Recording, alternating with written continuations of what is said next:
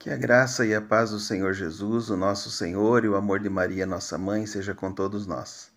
Seja muito bem-vindo ao nosso canal, faça a sua inscrição e compartilhe esse vídeo com seus amigos. Queridos irmãos, no vídeo de hoje eu gostaria de compartilhar com vocês a opinião de uma pessoa que bem demonstra tudo aquilo que eu venho falando nos últimos dias, nos últimos meses. Eu acho que é colocado de uma forma tão sintetizada e de uma forma tão objetiva que eu senti no meu coração então esse desejo de compartilhar com vocês essas palavras. Acompanhe. Por ser a pior religião, entra para o Guinness Book. E os fanáticos evangélicos se enquadram como os piores religiosos do mundo. Cara, eles são muito chato. São gente que quer controlar a tua vida. Eles são preconceituosos, eles julgam a vida dos outros e eles já têm a lista certinha de quem vai para o céu e de quem vai para o inferno. E eles que decidem o que agrada a Deus e o que não agrada a Deus. E geralmente o que agrada a Deus para eles depende da interpretação bíblica da denominação deles, que eles vão, da igreja deles. E estabelecem o que é verdade pelo que o pastor diz, não dão espaço para a graça de Cristo, para a luz do evangelho na sua simplicidade. Todo tipo de preconceito está neles. Eles praticamente se transformaram em zumbis da religião. Deixam de lado o que é mais importante, a família, porque não pode faltar o culto. Eles abandonam tudo, mas o que o pastor fala, o que no culto acontece, eles estão lá. A maioria leva uma vida desgraçada e jamais consegue olhar o que está à frente do umbigo deles. E ainda ficam enchendo o saco de todo mundo, enchendo a paciência de todo mundo. Também na sequência do nosso vídeo de hoje, gostaria de compartilhar com vocês mais um testemunho de conversão para a Santa Igreja Católica. Eu tenho dito já há vários dias, várias semanas, de experiências de pessoas que têm vivido, que estão buscando conhecimento no catecismo da Igreja Católica, que estão buscando conhecimento na Palavra de Deus e que têm encontrado aí então a resposta das perguntas que elas tanto procuram e que têm encontrado então essa satisfação, têm encontrado então essa saciedade da verdade, essa saciedade da palavra de Deus. Acompanhe. Eu era batista, tá, gente? Eu fui batista até os 35 anos de idade, sou de um lar batista, nunca tinha sido católica, minha família é toda evangélica, toda batista. E aí eu casei com um católico, né? E aí a coisa começou a desandar. E aí foi que eu comecei a pesquisar mais sobre a origem da minha fé. Eu descobri uma coisa chamada patrística, que muita gente não sabe o que é, inclusive muitos católicos. Mas, gente, a patrística é um período da história da igreja que cobre do século I ao século VIII. Eu não sabia que os escritos dos primeiros cristãos, dos cristãos que viveram nesse período, muitos desses escritos tinham sobrevivido ao tempo. Eu achava que nós tínhamos a Bíblia, era a Bíblia e pronto. Não tinha outras informações, outras coisas que podiam ter sido preservadas para além do que estava registrado na Bíblia. Porque eu não sei se vocês sabem, mas a Bíblia, a última carta escrita, que foi o livro do Apocalipse, foi escrita por volta do ano 90, ali daquele período. Então, depois do ano 90, acaba a Bíblia. E acabam as informações que a gente tem dos apóstolos, daquilo que os apóstolos registraram. Então, depois, para quem é protestante, fica um buraco, né? Tipo assim, acaba a Bíblia, aí fica um vazio de 1500 anos e aí começa a reforma protestante. Então, eu não fazia a menor ideia de que haviam sobrevivido escritos dos cristãos que viveram no século I, no século II, no século III.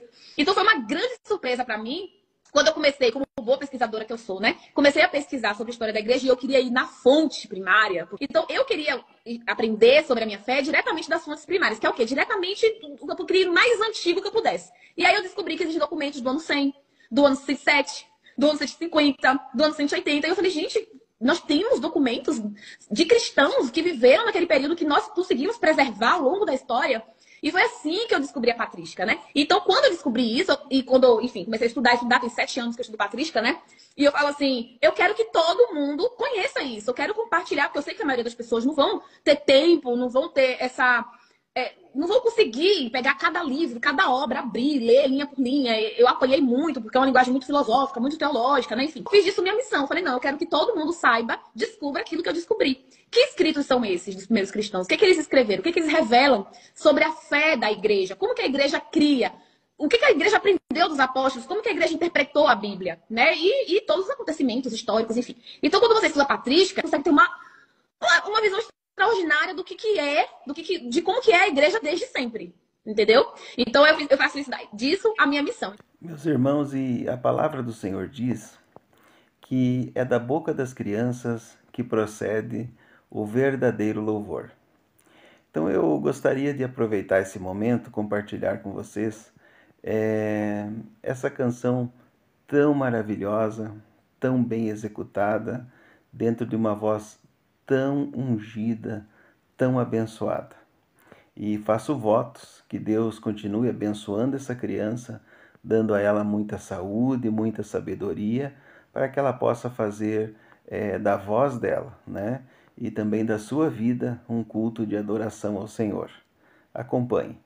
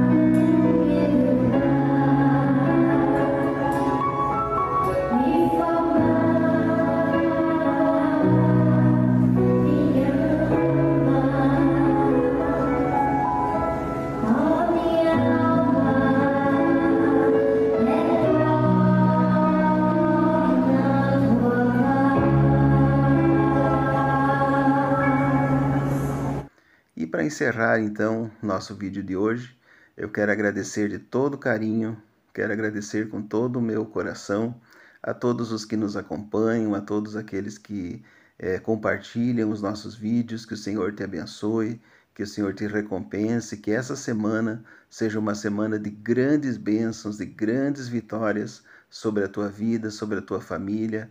É o desejo do meu coração, no nome do Senhor Jesus.